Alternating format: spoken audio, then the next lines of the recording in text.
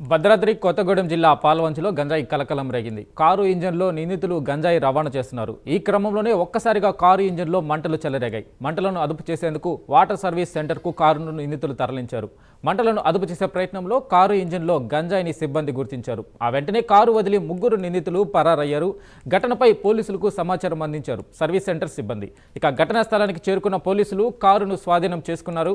ఇక ఇదే అంశంపై మరింత సమాచారం మా ప్రతినిధి రజనీకాంత్ అందిస్తారు. రజనీకాంత్, చెప్పండి, ఆ కారు ఎవరిది, కారులో గంజాయి ఎలా దొరికింది, అసలు ఏంటి పూర్తి డీటెయిల్స్ ఏంటి?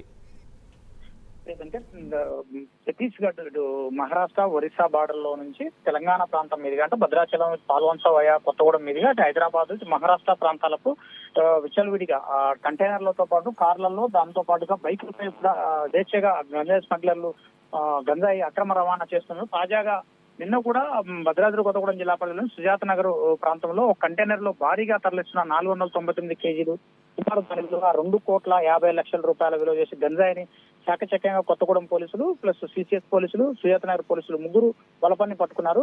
ఈ ఘటన జరిగి 12 గంటలు గడవక ముందుకే పాల్వంచలో కూడా ఒక కారులో అక్రమంగా తరలిస్తున్న గంజాయి కలకలం సృష్టిందని చెప్పవచ్చు. ఇది సంబంధించి Swift Dzire car Odisha registration సంబంధించిన ఒడిశా రిజిస్ట్రేషన్ పేరుతో ఉన్న స్విఫ్ట్ డిజైర్ కారులో ముందు భాగంలో ఇంజిన్ భాగంలో దాదాపు ఒక 6 నుంచి 7 ప్యాకెట్లు ఇంజిన్ పై భాగంలో పెట్టి కార్ డ్రైవ్ చేసుకుంటూ వస్తున్నారు. దాంతోపాటు కారులో ఇంజిన్ ముందు భాగం తర్వాత వెనక సీట్ల కింద దాంతోపాటు కారు డిక్కీలో కూడా గంజాయి అయినట్టు ఆ తర్వాత పోలీసులు గుర్తించారు.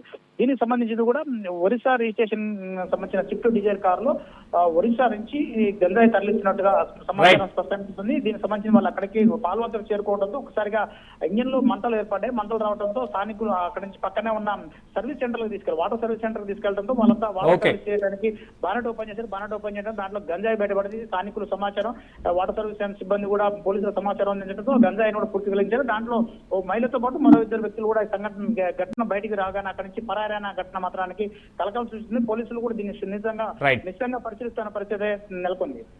Right Rajinikanth, thank you.